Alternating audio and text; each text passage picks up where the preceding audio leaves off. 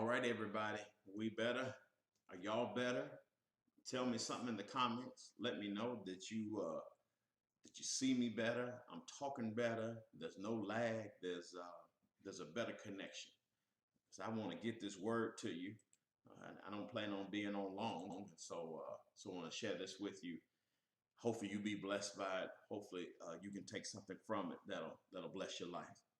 John chapter 4 and verse number 10. Hopefully those that left have come back and know had to shut. John chapter 4 verse number 10. So we're recording this. So if in fact this internet connection doesn't get better, then we'll put it back up later. And so we'll share it with you then. John chapter 4 said to him, "Sir, give me this water, that I may not thirst, nor come here to draw." Now, it did go over her head in life of what she's been dealing with. She's tired of going through the things she's been going through, but also, in addition to that, she's ready to trust him. It took a few verses. It took a journey of them conversating, but she's at this place where she's ready to take the walls down. She's ready to say, listen, you've been talking, let's not count, make sure that they're going to be able to finish the race.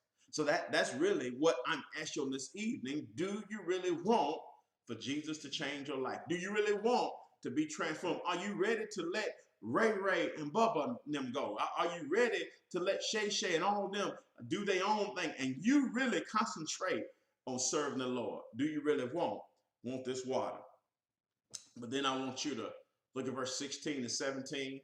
It's a powerful statement here. And Jesus does. The woman answered and said, "I have no husband." Jesus said to her, "You have well said, I have no husband." Here's the last point I want to give to you tonight. Lay it all at the feet of Jesus. Lay it all at the feet of Jesus. So one more time, I want to walk through the text that we've examined tonight.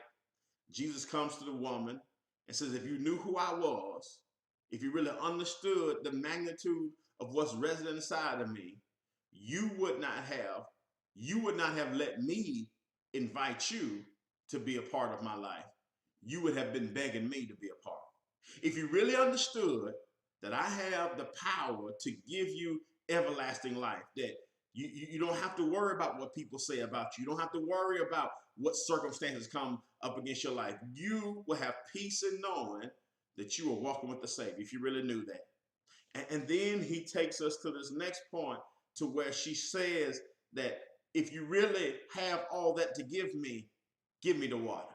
And there's this shift in the text to where they had been talking about themselves, talking about her and her life as far as like just her and him.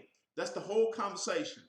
But then Jesus out of nowhere says, "Go call your husband and come here." A woman and a man to be together alone when they had no relationship, no blood relationship with one another.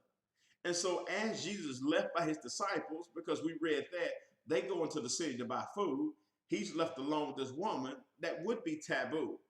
But Jesus honestly is not trying to help her to know that he's there to help her, and he's there to invite her into a relationship with him. Different culture, who the Jews and Samaritans are distant from one another. But even more than that she has a checkered background, a checkered past. Here's the thing about it. Don't look at her in that tone of voice, because all of us got some checkered past. All of us got some stuff that we don't want to talk about, that we don't want people to know about. And so Jesus is willing to take us just as we are, but here it is. He's not going to let us stay as we are. He was willing to accept her with all her issues, her fallacies, her flaws, her walls, all that stuff. He was willing to still engage her, but one thing he was not going to do, he's not going to let her stay that way. And so he was challenging her at every step, at every place. I need for you to be honest. I need for you to admit it. I need for you to let it go. I need you to lay it at my feet.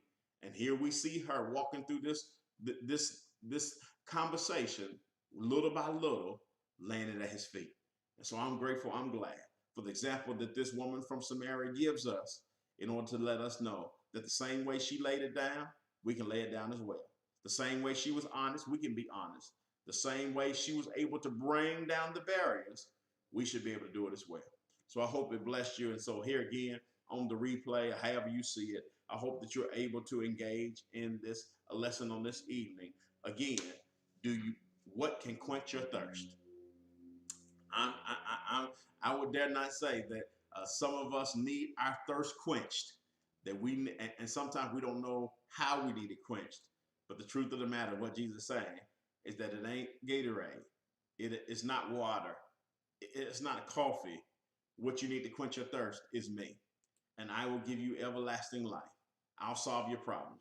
Because here it is, that when Jesus comes into her life, she could care less about what the people at the well say about her now.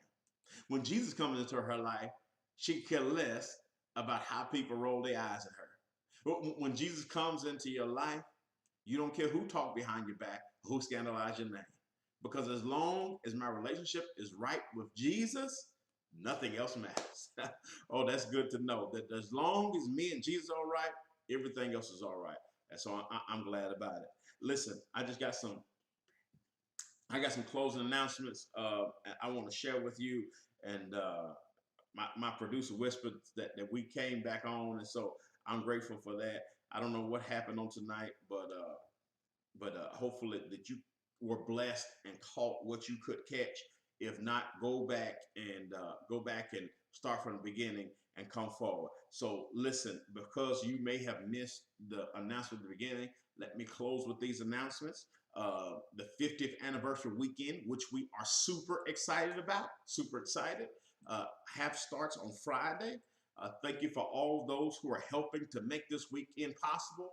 We could not do it without you, and we thank God for you. So on Friday, we have our golf tournament at 8 a.m. We have no space available. We have almost 100 golfers, and we're excited about it. And so thank you for the volunteers. We have enough volunteers to cover that morning. And so thank you, Carmack, for always coming through, for your preaching. You never let me down, and I thank God for you. And so we're going to have a wonderful time. All the proceeds from that golf tournament go to help fund our Carmack Legacy Scholarship. That really what this is about. The golf tournament was created in order for us to give scholarships away, $1,000 in money, in order to help kids go to college and continue in college. So that's what we'll be doing on Sunday, June 27th. June 27th, we'll have a scholarship award ceremony and give away these scholarships to those deserving students. On Saturday, from 9 to 11, is the Father's Day drive-through breakfast. The ladies are going to bless the men with a wonderful breakfast. I know it's going to be good. I cannot wait. And so I'm looking forward to that. All the men, all the fathers, you need to come, and you need to bring another father with you who is not a member of Carmack Boulevard. You know we don't do nothing without being without outreach and trying to invite others to share with us the love of Christ. And so we want the Carmack fathers to come and for you to invite another father. And so make sure you do that and sign up. Go to the website, sign up. If you're on our text line, you got a link the other day. Make sure you sign up. Let us know that you're coming. We have a memory walk from 12 to 2. We'll have pictures posted in the fellowship hall, and we will have memorabilia, video playing, all that stuff in the fellowship hall from 12 to 2. Come at your leisure. We'd love for you to come by and check that out. On Sunday, 50th anniversary program starts at 10 a.m. 9:30 doors open. We're looking forward to that. The Gospel Harmonizers, the gifted group of the Carmack Boulevard Church of Christ comes together for a reunion chorus. And so we're excited about that. If you were ever a part of the Gospel Harmonizers, we want you to represent well. So they will be blessing us in song.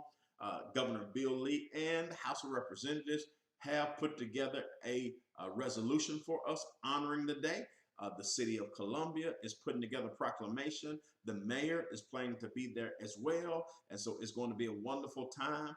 We are saluting our 50-year members, those who were there in 1971 and have been there continuously until 2021.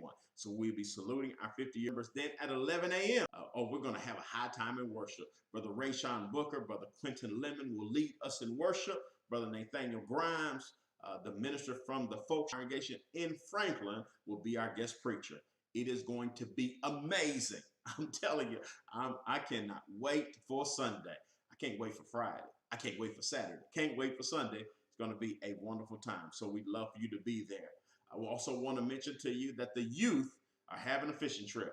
Brother John Jenkins is putting together details in order for the youth to go on a fishing trip on Saturday, June the 26th. So make sure that you get your kids ready, send them out on a fishing trip. Let them enjoy fishing and have some good food and some fun. So we need for you all to call John Jenkins at 931-374. When that happens, you're able to walk in and renew us and spring up into us a fountain of everlasting life. Thank you for everlasting life. Thank you for salvation. Thank you for what you do. And God bless us on this evening as we depart from one another, that we ruminate on your word, that we allow it to help us, to lead us, to guide us, for us to be better because of it. It's my prayer in Jesus' name. Amen. Everybody have a good night. Thank you for hanging in here with us.